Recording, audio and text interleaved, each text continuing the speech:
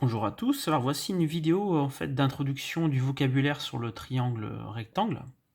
Donc un triangle rectangle, pour rappel, c'est un triangle dans lequel il y a un angle droit.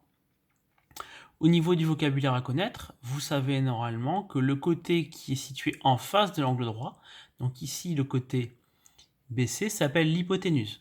On le reconnaît parce qu'il est situé en face de l'angle droit et c'est également le côté le plus grand du triangle rectangle.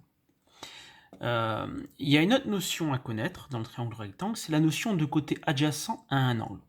Donc je ne sais pas si vous avez déjà remarqué, mais dans un triangle rectangle, en plus de l'angle droit, vous avez deux autres angles qui sont forcément aigus.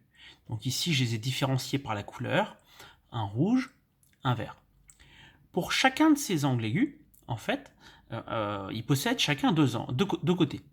Donc par exemple, pour l'angle vert, il y a le côté ici BC qui est l'hypoténuse, et il y a l'autre côté. Donc en gros, chaque angle aigu possède pour côté l'hypoténuse et un autre côté qui n'est pas l'hypoténuse. Eh bien, cet autre côté de l'angle qui n'est pas l'hypoténuse, c'est lui qu'on appelle le côté adjacent. Adjacent, ça s'écrit comme ça. Ça vient du latin, ad qui veut dire à, jacent, ça vient de jacere ou jacere, je ne sais plus comment ça se prononce, ça veut dire côté. Donc le côté adjacent à l'angle ABC, c'est le côté qui est juste à côté de l'angle ABC.